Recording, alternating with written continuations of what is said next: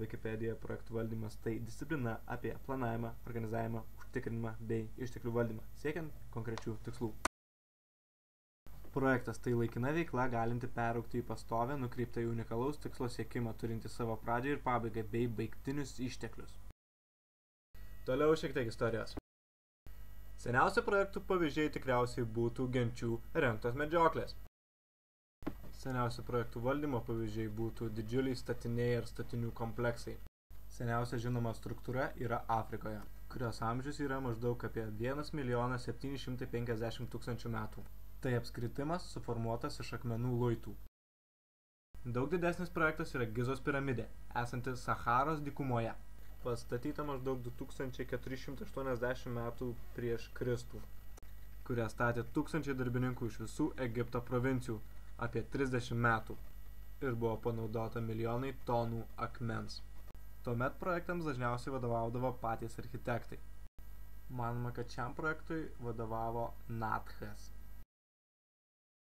Planavimo ir kontrolės technikų tėvu laikomas Henris Gantas.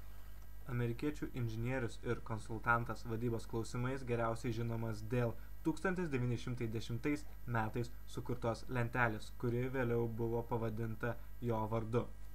Kitas žmogus padėjęs pagrindus projektų valdymo mokslui yra Henris Foilas. Prancūzas buvo kalnakasybos inžinierius ir sugalvojo pagrindinės verslo administravimo taisyklės. Geriausiai žinomas dėl 5 vadybos funkcijų sukūrimo. Tai yra planavimas, organizavimas, vadovavimas, koordinavimas, kontrolė. Taip pat vadybos principų įvardymo.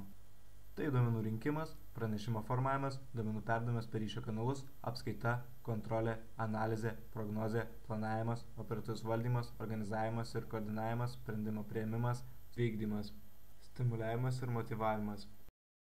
Abu šie žmonės buvo Frederiko Winslovo Tayloro mokiniai.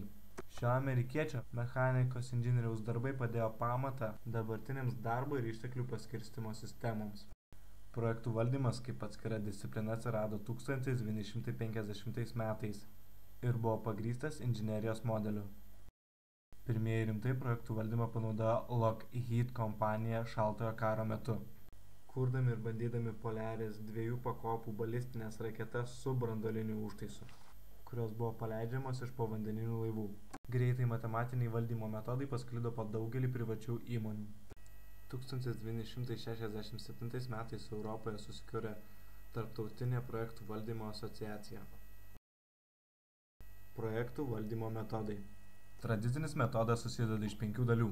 Tai yra inicijavimas, planavimas, vykdymas, stebėjimas ir kontrolė bei projektų užbaigimas. Kritinės grandinės modelis, kuriame daugiausia dėmesio skiriama resursams reikalingiems įgyvendinti projektą. Ekstremalaus projekto valdymo modelis. Tai sudėtingas ir neaiškus metodas, kuriame pagrindinis dėmesys skiriamas lankstumui, o ne sudėtingų tvarkaraščių sudarimui. Įvykių grandinės modelis. Koncentruojasi ties įvykių identifikavimu, valdymu bei jų poveikiu visam projektui. Prince 2 modelis. Tai struktūrizuotas projektų valdymo metodas, Didžiosios Britanijos vyriausybės patvirtintas kaip standartas rengiant viešus projektus. Pagrįstas 7 principais. Besitęsiantis verslo pagrįstumas, mokymasis iš patirties, apibrėžti vaidmenys ir atsakomybė, valdymas etapais, valdymas naudojant išimtis ir svarbiausia dėmesys, kad projekto produktas atitiktų reikalavimus ir aplinką. Šiuolaikiniams projektams valdyti dažniausiai naudojama programinė įranga, tokia kaip Microsoft Office Project, Clarizen, Atask, Adaptive bei daugelis kitų. Populiariausių naudojamų programų sąrašą galite surasti čia Wikipedijoje pagal šią nuorodą. Tai yra 10 populiariausių programų veikiančių internete sąrašas, kurį galite rasti pagal šią nuorodą. Daugiau informacijos apie projektų valdymą galite rasti šiomis nuorodomis.